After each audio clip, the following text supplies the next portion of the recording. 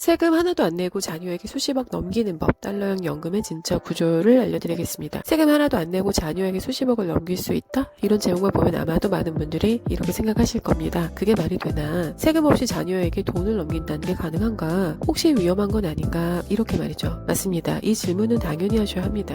오늘 영상은 세금을 피하는 편법을 이야기하는 영상이 아닙니다.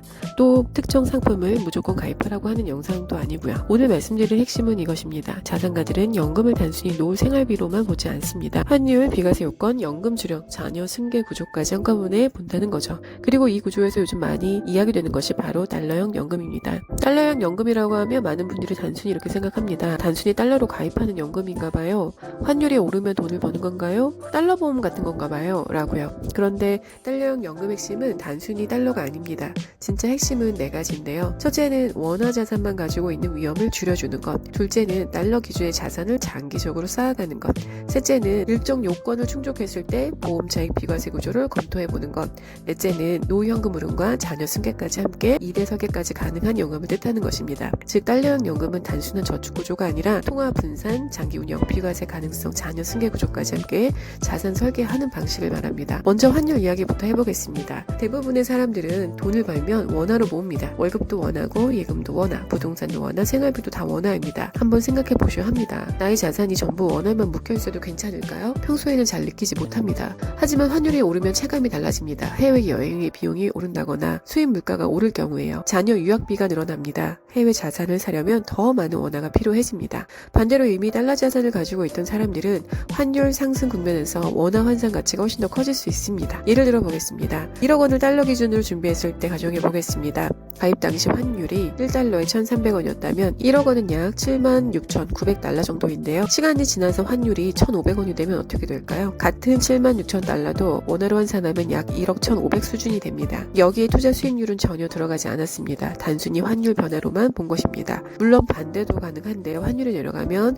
원화 환산 금액은 줄어들 수 있습니다. 그래서 달러형 연금은 단기 환차익을 노리는 상품, 단기 오를 것 같으니까 지금 들어가자. 몇 달 뒤 환차익 보고 나오자. 이런 식으로 접근하면 안 됩니다. 달러형 연금은 단기 수익이 아니라 장기 구조로 봐야 합니다. 10년, 20년, 30년 보고 내 자산의 일부를 달러 기준으로 분산해 두는 것. 노후에 원화 자산만 있는 것이 아니라 달러 자산도 함께 보유하는 것. 필요할 때 연금처럼 꺼내 쓸 수 있는 구조를 만드는 것. 이 관점이 매우 중요합니다. 그런데 여기서 더 중요한 것이 있습니다. 많은 분들이 달러형 연금을 볼 때 환율만 봅니다. 하지만 장기 자산에서는 환율만큼 중요한 것이 바로 세금이죠. 돈을 많이 버는 것도 중요하지만 최종적으로 내 손에 얼마가 남는지가 훨씬 더 중요합니다. 일반 금융상품은 이자나 배당, 수익을 발생했을 때 세금이 붙을 수 있습니다. 금융소득이 커지면 종합과세나 건강보험료 문제와도 연결될 수가 있고요. 그런데 보험형 연금구조에서는 일정 요건을 충족할 경우 보험 차익에 대한 비과세를 검토할 수 있는 경우가 있습니다. 여기서 중요한 표현은 이것입니다. 무조건 비과세가 아닙니다.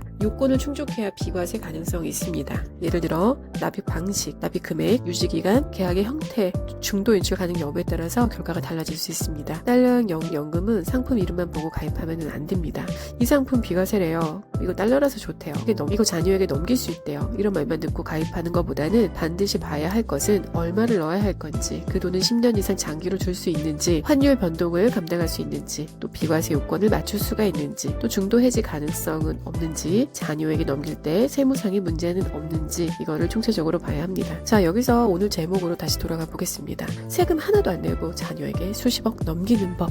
이 표현은 굉장히 강력합니다. 하지만 정확하게 풀어야 합니다. 여기서 말하는 세금 하나도 안 내고라는 말은 아무 조건 없이 세금이 0원이라는 뜻이 아닙니다. 정확한 의미는 관련 세법상 요건을 충족할 경우 보험 차익에 대한 비과세가 적용될 수 있다인데요. 즉 납입한 원금보다 더 많은 차익 부분에 대해서 일정 요건을 맞추면 세금 부담을 줄일 수 있는 구조가 있다는 뜻입니다. 하지만 자녀에게 자산을 넘기는 과정은 별도입니다. 자녀에게 넘길 때는 증여세, 상속세, 계약자, 피보험자, 수익자, 실제 보험료를 누가 내는지까지 모두 확인해야 합니다. 정확하게는 달러형 연금은 노후 흐름과 달러형 연금 자녀 승계 구조까지 함께 검토할 수 있는 상품이며, 다만 상속 증여세 문제는 개입별 계약 구조와 또 자금 출처에 따라서 달라질 수 있다. 이게 또 맞는 표현일 수 있습니다. 질문도 많이 나옵니다. 가능성은 있지만 결과는 보장하지 않습니다. 수십억이라는 말은 상품 하나로는 만들어지는 것이 아닙니다. 첫째는 가입 금액이 매우 커야 합니다. 두 번째는 유지 기간이 길어야 합니다. 세 번째는 환율이 우호적으로 움직여야 합니다. 네 번째는 운영 성과가 그에 맞춰 따라가줘야 합니다. 그리고 중도 해지를 하지 않아야 되며 비과세 요건을 지키고 자녀 승계 구조까지 장기적으로 관리가 될 경우는 이런 조건들이 함께 맞아 떨어진다면 더 큰 차이를 만들 수가 있습니다. 그래서 달러형 연금은 한 방에 돈을 버는 상품은 아닙니다. 오히려 반대입니다. 달러형 연금은 천천히 오래 그런 구조로 가져가는 자산 관리 방식입니다. 부자들이 보는 방식은 다릅니다. 대부분 사람들은 이렇게 묻습니다. 수익률 몇 %예요? 원금 보장되나요? 매달 얼마씩 나오나요? 자산가들은 이렇게 묻습니다. 어떤 통화로 보유되나요? 세후 수익은 얼마인가요? 10년 뒤에도 유리한 구조인가요? 중도 인출은 가능한가요? 자녀에게 이어지는 구조가 가능한가요? 상속이나 증여 관점에서 문제는 없나요? 질문이 다르니 결과도 달라지는 거죠. 최근 상담 사례로는 이런 부분이 중요했습니다. 한 고객님께서 오셔서 저희는 교보타워 금융프라자에서 달러형 연금 구조를 검토하고 가입을 진행했었습니다. 이분은 처음부터 수익률만 묻지 않았어요. 지금 원화자산만 가지고 있는데 달러형을 추가로 가지고 가도 괜찮을까요? 노후에 달러 현금 흐름이 있으면 도움이 될까요? 비과세 요건을 제가 갖출 수 있을까요?